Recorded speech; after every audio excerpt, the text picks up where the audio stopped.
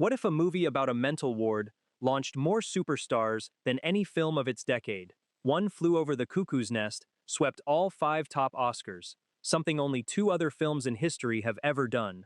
Its director escaped a communist regime, and its own author refused to watch it. Where are they now?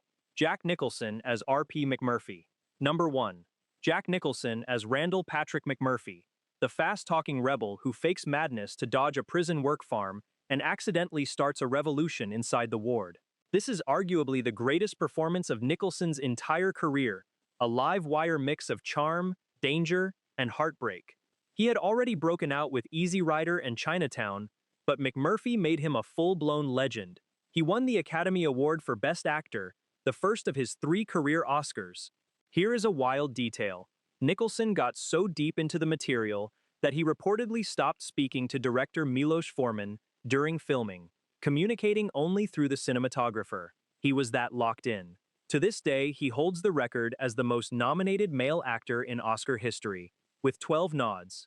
Off-screen, Nicholson became Hollywood royalty, the grinning guy in sunglasses courtside at nearly every Los Angeles Lakers home game for decades. He quietly stepped away from acting after 2010, and he now keeps a low profile. Born in 1937, Nicholson turned 89 in 2026, and his old pal Danny DeVito recently assured fans he is doing great. He made a rare public appearance in early 2025 that thrilled everyone who spotted him. For his 89th birthday in April 2026, his daughter shared a sweet photo of him celebrating alongside the music legend Joni Mitchell, and reports quickly swirled that his old Hollywood friends were quietly trying to coax him back for one last big role. Nothing has been confirmed, but the mere idea of a McMurphy-style comeback sent longtime fans into an absolute frenzy. From a scrappy actor who could barely get work to one of the most iconic movie stars who ever lived, Nicholson is simply the blueprint. The film itself was a monster hit, pulling in more than $100 million and becoming only the second movie ever to win all 5 top Academy Awards, a feat matched just once in the 50 years since. Cuckoo's Nest is where he became untouchable, a once-in-a-generation talent. Louise Fletcher as Nurse Ratched. Number 2. Louise Fletcher as Nurse Mildred Ratched, the calm, smiling, utterly terrifying villain who runs the ward with an iron grip disguised as kindness. She is so quietly monstrous that the American Film Institute later ranked Ratched the 5th greatest movie villain of all time. And get this, Fletcher was not even close to the first choice. More than 40 actresses either turned the role down or passed on it, and she was cast just days before cameras rolled. She turned that terror into gold, winning the Academy Award for Best Actress. Fletcher based the character's chilling, paternalistic cruelty on the way she had watched certain people talk down to others back home in Alabama. In one of the most moving Oscar moments ever, she used sign language during her acceptance speech to thank her parents, who were both deaf. Standing 5 feet 10 inches tall, she had often been dismissed from auditions for towering over her leading men, which makes her breakthrough even sweeter. After this, she was frequently typecast as icy villains, though she found later fame with Star Trek fans on Deep Space Nine. Louise Fletcher passed away peacefully in her sleep, surrounded by family at her home in France, on September 23, 2022, at the age of 88. She created one of cinema's most unforgettable antagonists with nothing but a soft voice and a cold stare. Decades later, her nurse proved so iconic that Netflix built an entire prequel series called Ratched around the character, a full 45 years after the film. She was also only the 3rd actress in history to win the Oscar, the BAFTA, and the Golden Globe for a single role, a genuine masterclass in menace. Absolutely chilling work. Danny DeVito as Martini. Number 3. Danny DeVito as Martini, the childlike, mischievous patient who is often gloriously lost in his own little world. It is a small role, but DeVito is endlessly watchable, and this film helped kick off one of the most beloved careers in Hollywood. He and co-star Christopher Lloyd hit it off here and would soon reunite on the classic sitcom Taxi, where DeVito's monstrous dispatcher Louis De Palma won him an Emmy and a Golden Globe. From there, the guy became unstoppable. He charmed audiences in Twins, Romancing the Stone, and Batman Returns, directed hits like Matilda and The War of the Roses, and found a whole new generation of fans as the deranged Frank Reynolds on It's Always Sunny in Philadelphia, which he has now played for nearly 2 decades. Off-screen, his marriage to actress Rhea Perlman was a Hollywood favorite for years. Born in 1944, DeVito is now 81 and still working constantly, one of the busiest and best-loved men in the business. He recently reflected warmly on filming Cuckoo's Nest, recalling how the young Nicholson was clearly on the verge of exploding into superstardom, yet welcomed everyone with open arms. From a bit part as a gentle patient to a genuine comedy icon and filmmaker, DeVito proved this cast was absolutely stacked with future legends. His daughter, Lucy DeVito, has followed him into acting, keeping one of the most likable families in show business firmly in the game. What a career! Still going strong. Christopher Lloyd as Max Tabor. Number 4. Christopher Lloyd as Max Tabor, the aggressive, sneering patient who is one of the ward's real loose cannons. Here is the jaw-dropping part. This was Christopher Lloyd's very first movie, ever. Imagine making your big screen debut in a film that would sweep every major Oscar. Before this, Lloyd was a New York stage actor whose film auditions kept flopping, and he later admitted he could feel them going badly in the room. Cuckoo's Nest changed everything. He reunited with DeVito on Taxi as the burned-out Reverend Jim, then rocketed into pop culture immortality as the wild-eyed Doc Brown in the Back to the Future trilogy, a role kids and adults have adored for over 40 years. He was also the villain in Who Framed Roger Rabbit and the creepy Uncle Fester in The Addams Family. The man is a genuine chameleon.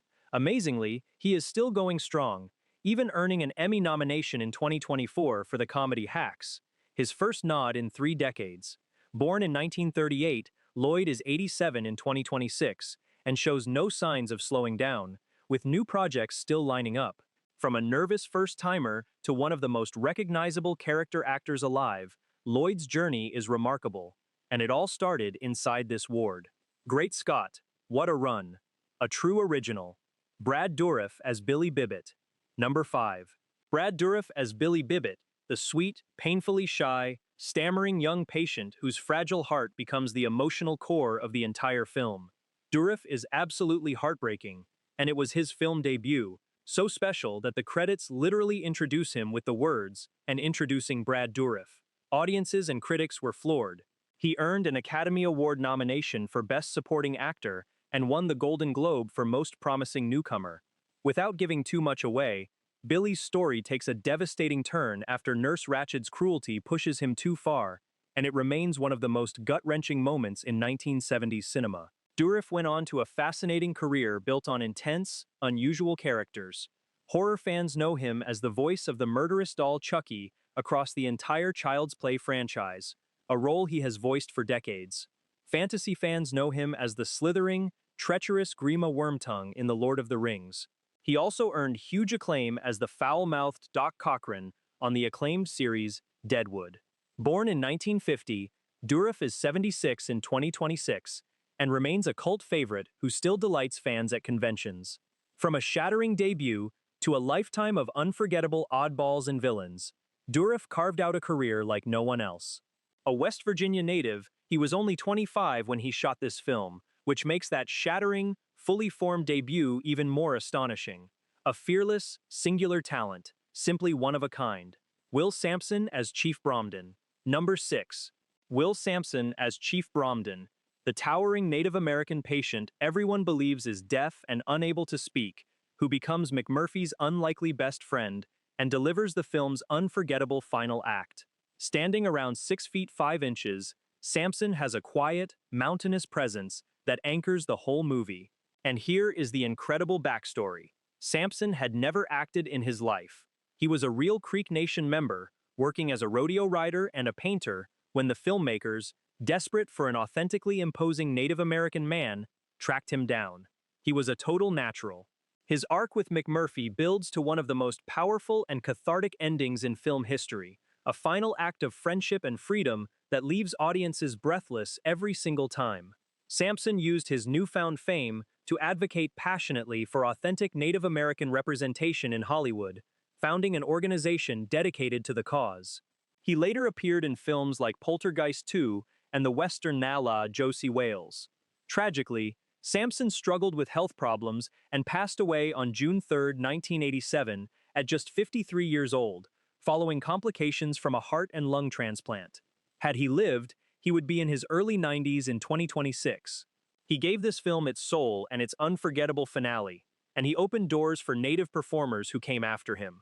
That closing image, the chief hurling a massive fountain through the window and vanishing into the dawn toward freedom, is one of the most quoted endings in all of cinema. A gentle giant in every sense. Gone far too soon. William Redfield as Dale Harding. Number 7. William Redfield as Dale Harding, the articulate, book-smart patient who initially acts as the unofficial leader of the ward before McMurphy shakes up the whole pecking order. Harding is a fascinating character, intelligent and proud yet deeply wounded, and Redfield plays every layer beautifully. He was easily the most experienced screen actor among the patients, a genuine veteran who had been performing since childhood on Broadway, radio, and television. He brought a polished, theatrical gravity to the role that made Harding's slow unraveling land with real weight. Sadly, Redfield's story carries one of the most heartbreaking twists of anyone in this cast. Not long after filming, he was diagnosed with leukemia. He passed away on August 17, 1976, at just 49 years old, only months after the film opened and swept the Oscars. He barely got to witness the massive success of what would become his most famous role. Had he lived, he would be nearly 100 in 2026. He left behind a long and respected body of work across stage and screen, and he was also a talented writer who penned a well-regarded book about the life of a working actor. His Harding remains a standout in an ensemble full of them, a performance of real intelligence and pain. He had trod the boards of Broadway since he was a boy, making him theater royalty long before this role ever came along. A consummate professional, taken far too early. Truly a tragic loss. Sidney Lassick as Charlie Cheswick. Number 8. Sidney Lassick as Charlie Cheswick, the excitable, emotionally volatile patient who idolizes McMurphy and famously melts down over something as small as his rationed cigarettes. Lassick is unforgettable in the role, veering from childlike glee to explosive frustration in a heartbeat, and his desperate outbursts give the film some of its most raw, uncomfortable energy. His breakdown in the ward is a genuinely intense piece of acting. Lassick was a dedicated character actor who threw himself completely into these kinds of unstable, tightly wound parts. Just a year after Cuckoo's Nest, he popped up in another horror classic as a nervous teacher in the original Carrie, cementing his place in 1970s genre cinema. He spent decades as a reliable, scene-stealing presence in films and on television, the kind of face audiences instantly recognized even if they never knew his name. Sidney Lassick passed away on April 12, 2003, at the age of 80. Had he lived, he would be over 100 in 2026. He was a true character actor's character actor, fully committed to bringing these damaged, sympathetic men to vivid life. His Cheswick is impossible to forget, a small role played with enormous feeling. He reminded everyone that in a film this powerful, even the supporting patients got moments that could break your heart. A wonderfully committed performer. Vincent Schiavelli as Fredrickson. Number 9. Vincent Schiavelli as Fredrickson, one of the ward's patients, brought to life by one of the most instantly recognizable character actors who ever lived. With his tall frame and unmistakable, soulful, droopy-eyed face, Schiavelli was impossible to forget once you saw him. Cuckoo's Nest was an early screen role, and he turned it into a launchpad for a wonderfully prolific career. You have absolutely seen him somewhere. He was the angry subway ghost who teaches Patrick Swayze in the smash hit Ghost, the eccentric teacher in Fast Times at Ridgemont High, and a memorable henchman in Batman Returns. He worked with everyone and elevated every project. Beyond acting, Schiavelli had a whole other remarkable life as an award-winning food writer, penning celebrated cookbooks about the traditional cuisine of Sicily, the land of his ancestors, where he eventually made his home. A magazine once called him one of the best character actors in America, and it was hard to argue. Vincent Schiavelli passed away on December 26, 2005, at the age of 57, at his beloved home in Sicily. Had he lived, he would be in his late 70s in 2026. He was proof that a distinctive face and total commitment can build an unforgettable career. From a quiet patient to a beloved screen fixture, Schiavelli was one of a kind. He piled up well over 100 screen credits across his career, which tells you just how in demand that unforgettable face really was. A true original in every frame. Michael Berryman as Ellis. Number 10. Michael Berryman as Ellis, one of the ward's patients and a face you will never, ever forget. Berryman has one of the most distinctive appearances in all of Hollywood, the result of a rare genetic condition he was born with that left him without hair, sweat glands, or fingernails. Rather than let it limit him, he turned his unique look into one of the most memorable careers in cult cinema. Cuckoo's Nest was one of his earliest films, and it put him on the map. Just 2 years later, he became a horror icon as the terrifying Pluto in Wes Craven's The Hills Have Eyes. An image so striking, it was plastered all over the film's marketing. From there, Berryman became a beloved fixture of the horror and science fiction world, appearing in countless films and shows and becoming a genuine legend on the convention circuit, where fans line up for hours to meet him. Born in 1948, Berryman is 77 in 2026 and still working and still adored by his devoted fan base. He has spoken about how the film industry gave him a place to belong when the wider world often just stared. From a patient in this landmark drama to a horror Hall of Famer, Berryman built something incredible out of exactly what made him different. A genuine cult legend, living proof that unique is powerful. Scatman Crothers as Turkle. Number 11. Scatman Crothers as Turkle, the kindly, easygoing night orderly whom McMurphy sweet-talks into allowing one legendary after-hours party on the ward. Crothers gives Turkle such warmth and humor that you completely understand why the patients adore him. He was already a seasoned entertainer, a genuine musician and singer, with a swinging, joyful stage presence that had earned him his nickname decades earlier.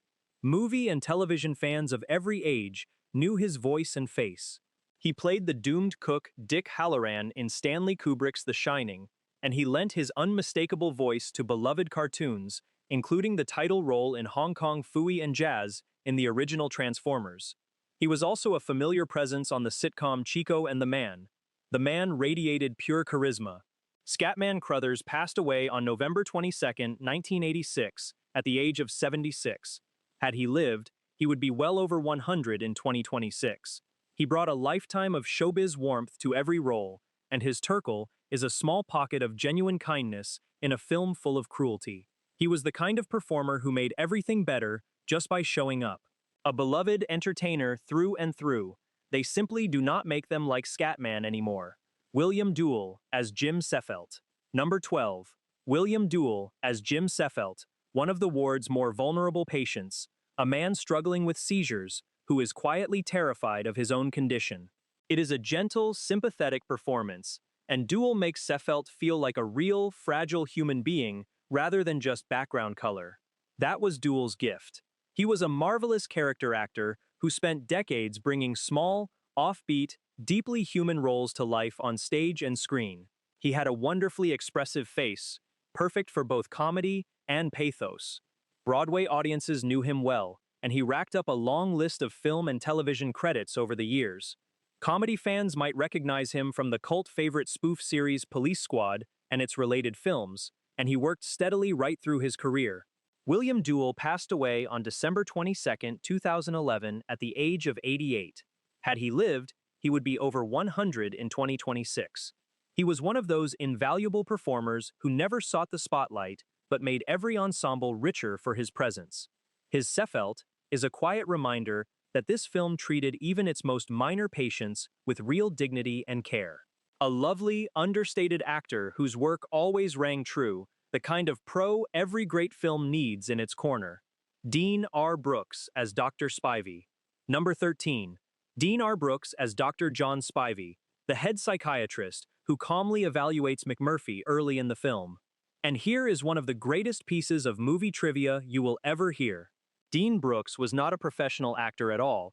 He was the actual, real-life superintendent of the Oregon State Hospital, the working psychiatric facility where the entire film was shot. Director Milos Forman was so taken with the genuine doctor that he cast him to play the doctor. It gets better. Brooks passionately believed in the project and even had real patients from the hospital work as extras and crew, viewing the whole experience as a form of therapy for them. His calm, authentic presence gives those early scenes an eerie, documentary-like realism that no trained actor could have faked. Brooks continued his medical career and remained a respected voice in mental health reform for the rest of his life. Dean Brooks passed away on August 30th, 2013, at the remarkable age of 96. He was a genuine humanitarian who used a Hollywood blockbuster to advocate for better treatment of the vulnerable. From running a real hospital to appearing in one of the greatest films ever made, Brooks lived an extraordinary life. A doctor, an advocate, and an accidental movie star. Absolutely fascinating. What a legacy he left behind. Ken Kesey, author. Number 14. Ken Kesey, the brilliant, rebellious author who wrote the 1962 novel that started it all. Without Kesey's book, none of this exists.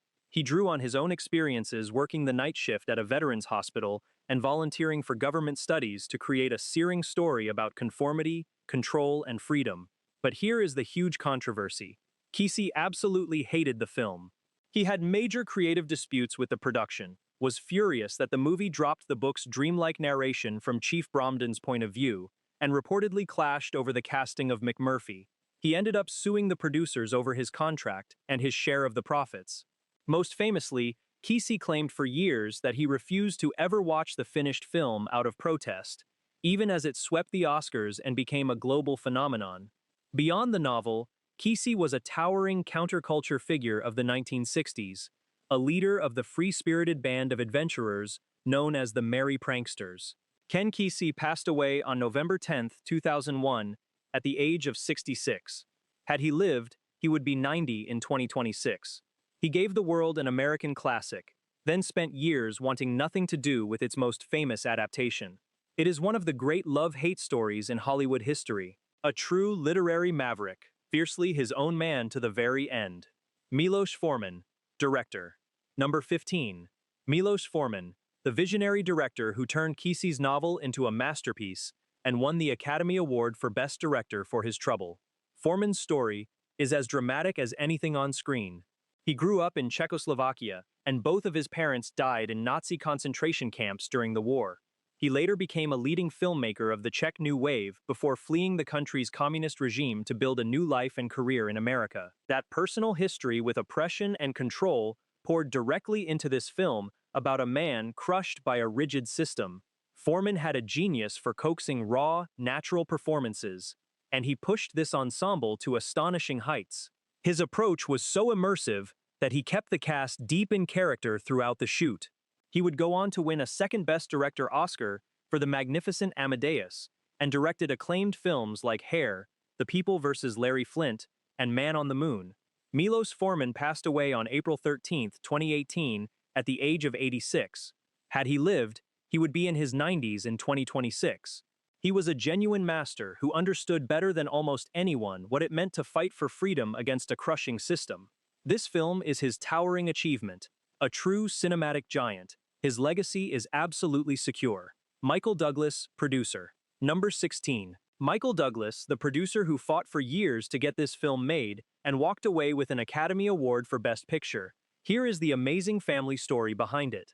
Michael's legendary father, Kirk Douglas, originally owned the rights to Kesey's novel.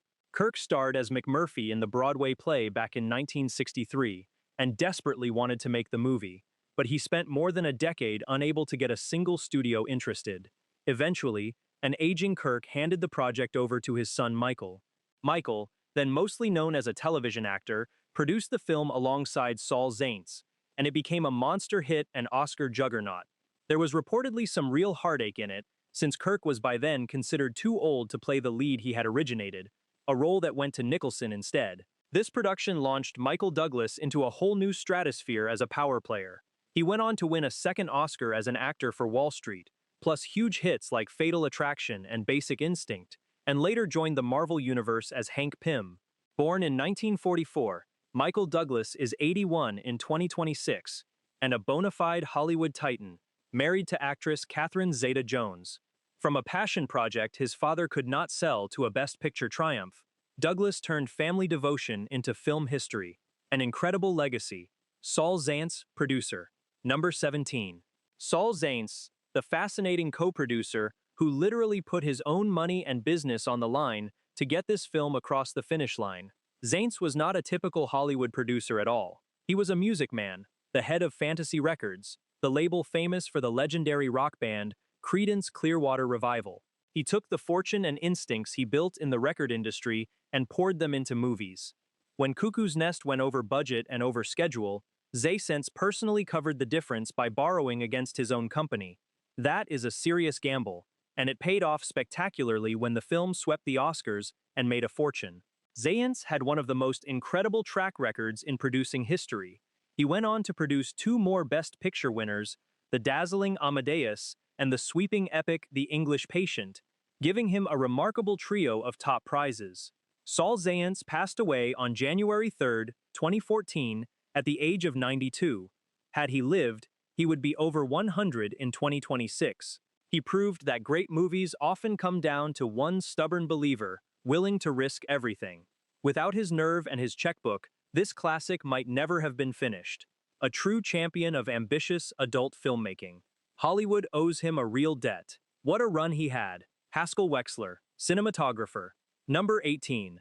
Haskell Wexler, the brilliant and famously fiery cinematographer behind the film's stark, realistic look, whose time on set became one of its juiciest behind-the-scenes dramas. Wexler was already a two-time Academy Award winner and one of the most respected camera artists in the business, known for shooting classics like Who's Afraid of Virginia Woolf. But he and director Milos Forman clashed hard during production. According to Michael Douglas, Wexler was even suspected of stirring up the cast's doubts and wanting Forman's job for himself. The tension got so bad that Wexler was replaced partway through the shoot by another cinematographer, Bill Butler. In a strange twist, both men ended up sharing the Academy Award nomination for Best Cinematography, even though Wexler later claimed only a minute or two of the finished film was actually his footage. That is Hollywood for you. Wexler remained a giant of his craft and a passionate political documentary maker for decades afterward. Haskell Wexler passed away on December 27, 2015, at the age of 93. Had he lived, he would be over 100 in 2026. His grounded, unglamorous camera work helped give this film its raw, believable power, even amid all the on-set fireworks. A true master of light and shadow. One of the greatest to ever hold a camera. So there you have it. The unforgettable faces of one of the greatest films ever made. Some became superstars, some are gone, and one wrote the book yet refused to watch the movie. Now I want to hear from you. Which patient broke your heart the most? Drop it in the comments, and here is the real debate. This film swept all 5 top Oscars, but some critics call Nurse Ratched an unfair, even offensive portrayal of nurses and mental health care. So tell me, is Cuckoo's Nest a timeless masterpiece or a dated relic? Sound off below.